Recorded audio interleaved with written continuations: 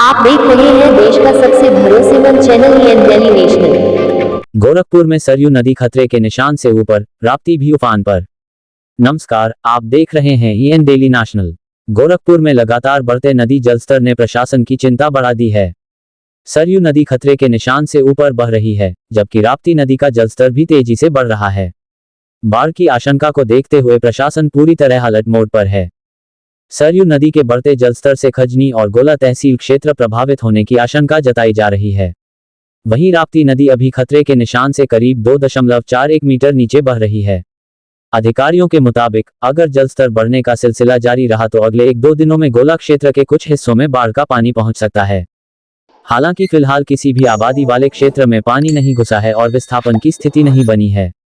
जलभराव वाले मार्गों पर लोगों की आवाजाही के लिए नावों की व्यवस्था की गई है। प्रशासनिक अधिकारियों की टीमें लगातार संवेदनशील इलाकों का निरीक्षण कर रही हैं। एसडीएम, तहसीलदार और सीओ समेत संबंधित अधिकारी मौके की स्थिति पर नजर बनाए हुए हैं। गोरखपुर की सभी बाढ़ चौकियों को सक्रिय कर दिया गया है। सिंचाई, राजस्व, स्वास्थ्य, पशुपालन और पुलिस विभाग की टीमें अलर्ट पर हैं।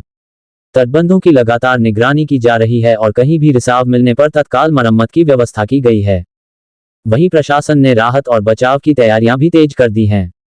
जरूरी दवाओं की उपलब्धता, पशुओं के टीकाकरण और राहत सामग्री की व्यवस्था सुनिश्चित की जा रही है। पुलिस वायरलेस के माध्यम से बाढ़ चौकियों से लगातार संपर्क बनाए हुए है। फिलहाल प्रशासन की सबसे बड़ी नजर सरयू और राप्ती नदी के जलस्तर पर बनी हुई है। अधिकारियों ने ग्रामीणों से सतर्क रहने, नदी और जलभराव वाले क्षेत्रों से दूरी बनाए रखने और किसी भी आपात स्थिति में तत्काल प्रशासन को सूचना देने की अपील की है। गोरखपुर में बाढ़ का खतरा कितना बढ़ रहा है और आने वाले घंटों में क्या स्थिति बनती है, इस पर प्रशासन लगातार नजर बनाए हुए है। ऐसी ही ताज़ा और भरोसेमंद खबरों के लिए ईएन डेली नेशनल को सब्सक्राइब करें, वीडियो को लाइक करें और अपने दोस्तों के साथ जरूर शेयर करें। धन्यवाद। नदियों की क्या स्थिति है? देखिए, इस समय जनपद गोरखपुर की जो 2 प्रमुख नदियां हैं, जिसमें राप्ती नदी जो है, राप्ती नदी अभी अपने डेंजर लेवल से काफी नीचे है। 2.41 मीटर जो मीटर है, जो उससे उतनी नीचे अभी नदी है। और लेकिन नदी में राइजिंग ट्रेंड है, अभी नदी का जलस्तर बढ़ रहा है, लेकिन अभी नदी अपने मेन कोर्स में ही चल रही है। लेकिन जो हमारी जो सरयू नदी है, जो हमारे तहसील खजनी और गोला क्षेत्र को प्रभावित करती है, यह नदी अभी अपने डेंजर लेवल से ऊपर बह रही है, जिसके दृष्टिगत सभी जो हमारे वहां की बाढ़ चौकियां हैं, सभी समय क्रियाशील है।